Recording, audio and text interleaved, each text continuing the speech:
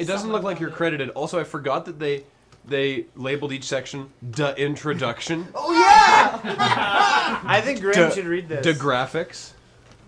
Oh, weird. I'm following the same link, and I'm just getting a broken link. It seems today that in today's gaming market, Okay, hold on. So keep in mind a couple of things. One, I was much younger when I wrote this, and two, this review was like basically pried from my arms at great duress because it was so bad that I was afraid to hand it in and delayed actually turning it in for weeks. And it was the last game I ever reviewed for the Game Boyz. So I think that there might be a number of errors in it. All right. That's the review. That's the introduction.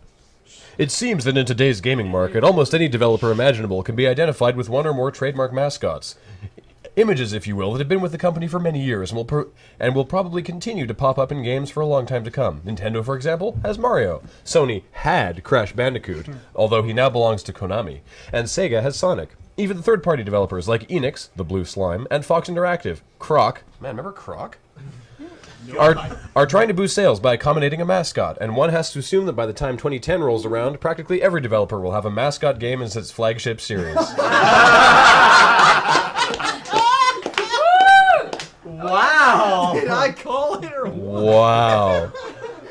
You did not predict the shooter apocalypse. Brown and Bloom to doom. All right. Enter Titus the Fox, developed by, surprise, surprise, Titus. Titus the Fox is the perfect example of how not to set up a flagship for your company. It is a disgrace to the Game Boy, and fails to compare even to the most miserable of monochrome Game Boy games in every area. It is so horrid that I have to use chopsticks to move the cartridge in and out of my Game Boy for fear of being corrupted by the disease that has so rotted the heart of this poor, misguided game.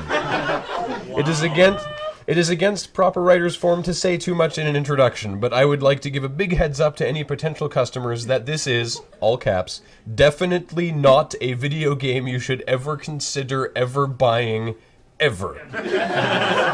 Here's why. You read the whole thing? The graphics. I don't know. Let's. Do you want to trade off? That's it. That's How long is this whole thing? That's the whole thing. No, because that's only the graphics and the sound. Oh my. That's the whole thing. That's it? What's all that? What's all this? No, the That's sound. the copyrighted. Wait, no, because Says author. the sound is in there. It looks like there's. It looks like the sound. Keep going. The sound. Keep scrolling down. Wait, stop. The gameplay. So the whole thing is at the bottom. Weird. Yeah. Now everyone. And then wait. Where's there? Okay. I will read the conclusion.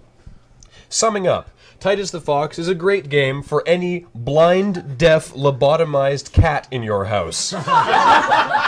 Wow. Such a creature could probably not only chew at the cartridge, but also bat it around a bit and maybe have some fun with it. In fact, I think we should all be happy that Titus was released in highly limited quantities, as that way there won't be a huge chance that you or some loved one will accidentally receive it as a gift. But think about it. It could happen to you. The graphics are inconsistent, badly drawn, miserably animated, and show no originality. The sound is flawlessly horrific, and the music is just as bad. If you can wade through these aesthetic details to actually experience the gameplay, it is only downhill from there. Really, Titus, if you want a mascot to represent your company, then make a game and make it right. We've seen great games from you before, so let's turn that joystick up next time, okay? Oh, right, because we operate on a joystick up, joystick down thing. The ratings. Okay.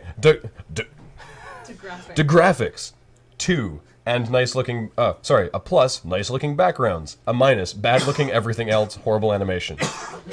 The sound. 1. These are out of 10, I believe. 1. Sound...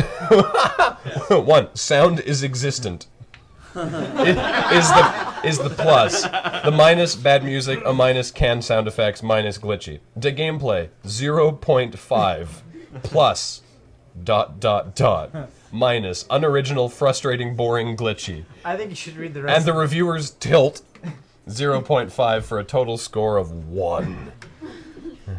Nice, Jeff. I think you should read the rest of the other sections because that's really No, it's super long. Super